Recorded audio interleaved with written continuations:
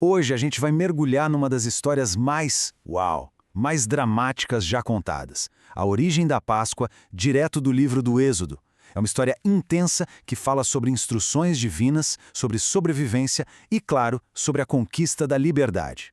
E a grande pergunta que fica no ar, o que guia toda essa narrativa, é exatamente essa. Como é que pode um único ritual, feito em uma única noite, ter sido ponto de virada para libertar um povo inteiro? É isso que a gente vai desvendar agora.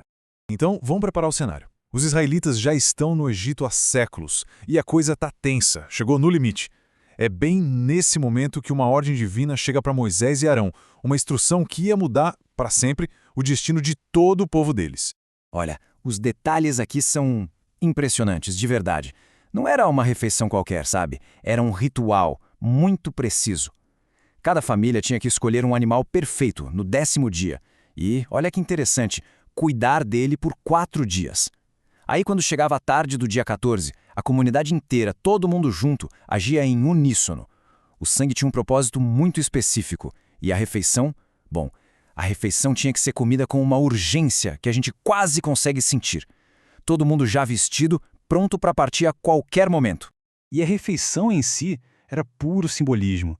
Tinha o cordeiro assado no fogo, pães feitos sem fermento, às pressas, para representar essa urgência toda, e ervas amargas, para lembrar da amargura da escravidão.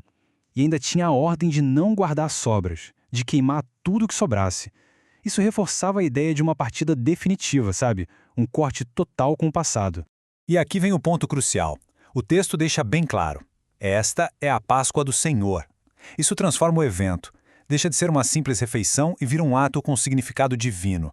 Uma cerimônia com consequências gigantescas.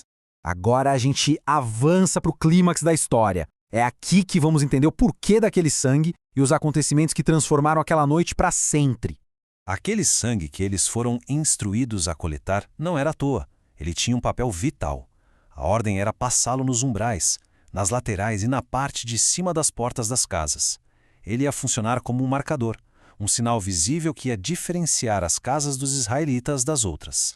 E essa citação, ela explica tudo. A promessa era cristalina. O sangue ia servir como um sinal de proteção. Ao ver o sinal, a praga destruidora iria passar por cima daquela casa, poupando todo mundo que estivesse lá dentro.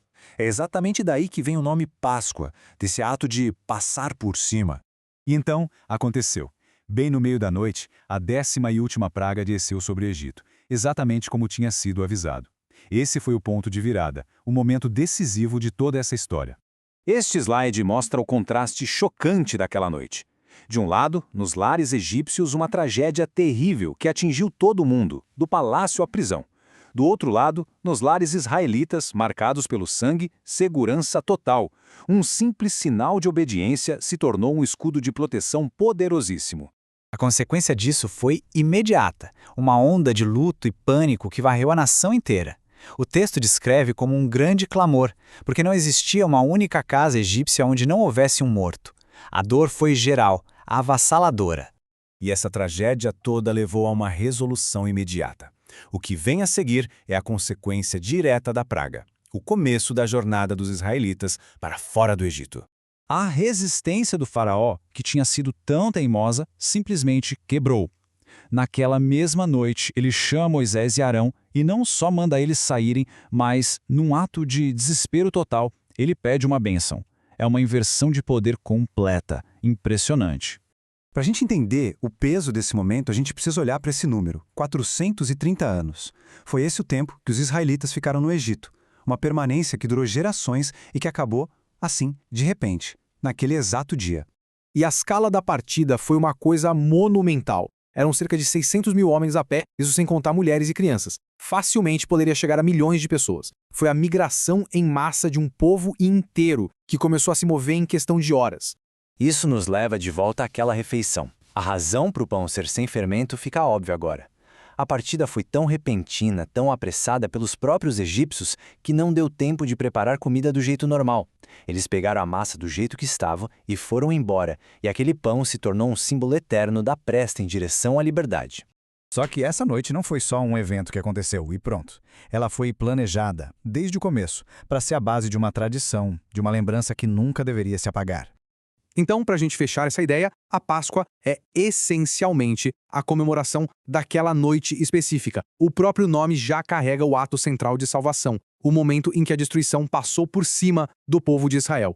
O que é fascinante aqui é que a própria instrução já vem com um jeito de ser preservada. O texto já antecipa a curiosidade das próximas gerações e já dá a resposta. A cerimônia foi criada para gerar perguntas, para garantir que a história da libertação fosse recontada de pais para filhos sempre. E essa é a grande lição da história. A primeira Páscoa foi, ao mesmo tempo, um evento de libertação e o nascimento de uma tradição de memória. Um momento feito para nunca, jamais ser esquecido. E isso tudo nos deixa com uma reflexão final. A história da Páscoa é uma narrativa de origem muito poderosa. E ela nos faz pensar: quais são as histórias que definem quem a gente é? Aquelas que contamos e recontamos para nunca esquecer de onde viemos.